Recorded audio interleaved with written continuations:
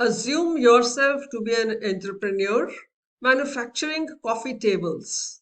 Being an entrepreneur, you would like to maximize your profits, and for that, you would like to assess the costs incurred. Any successful entrepreneur would like to find out the per unit cost incurred, whether it is per unit fixed cost or per unit variable cost.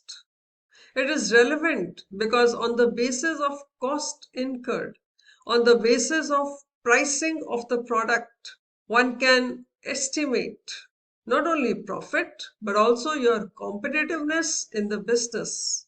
You can make decision whether you should reduce the production or expand your production. You can make informed decisions. Finding an average fixed cost is very relevant. Let us first understand its basics. Let's begin. Hello everyone. Welcome to our EcoStuDYS channel. I am Poonam Vohra, your instructor from Microeconomics Learning Center, bringing 28 years of dedicated CBSE teaching experience. We are releasing series for our 4 subjects to give you an insight of the offered courses on our website that will enable you to prepare well and score well in your CBSE and CUET examination. Before we jump onto the concepts, if you haven't already, then hit the subscribe button and ring the notification bell so that you do not lose out on any of our free, valuable videos. And if you like the content, do not forget to give this video a thumbs up and share it with your friends. Follow us on our Instagram and Facebook page. Now, let's get started. Average fixed cost. It is the per unit cost incurred on fixed factors of production. Average fixed cost can be derived from total fixed cost, that is, total fixed cost divided by units produced is average fixed cost.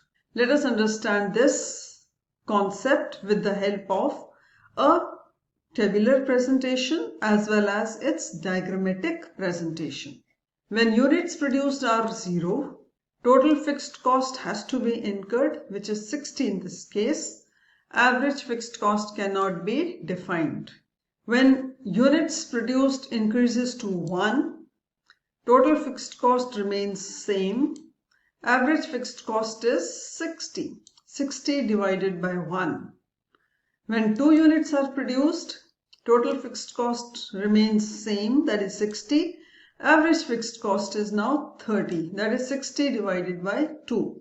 Similarly, as units produced increases, total fixed cost remaining the same, that is 60 in each case, one can observe that average fixed cost declines. This can be represented diagrammatically also, where units of output produced are taken on x-axis, average fixed cost on y-axis.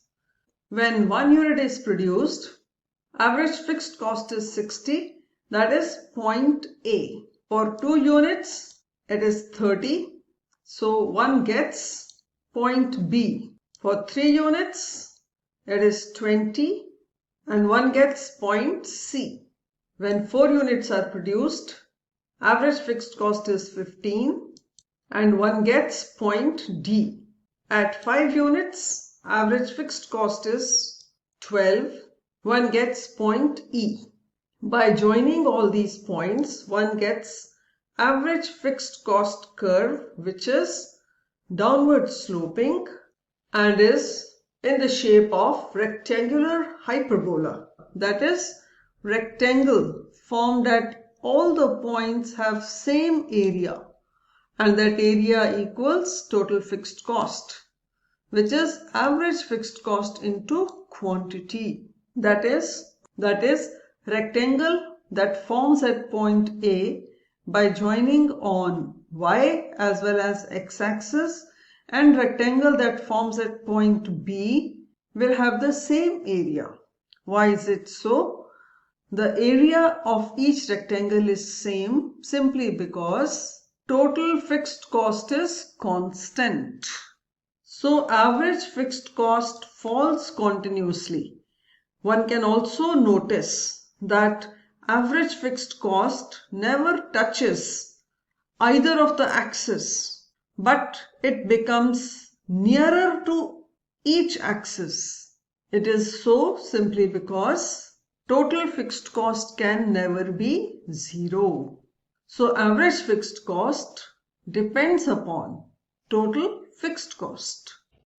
To learn more, visit our website and enroll in our courses to master the concepts in economics. You will find more than 300 lecture videos aligned with the latest recommendations of CBSE curriculum. And with our current introductory offer, you can enroll in each of the course for just rupees 999. So seize the opportunity and join before the introductory offer expires and score high grades in CBSE examination as well as in CUET entrance examination.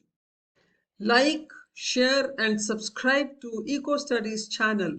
Also drop a comment. See you in the next session for another concept. Thank you.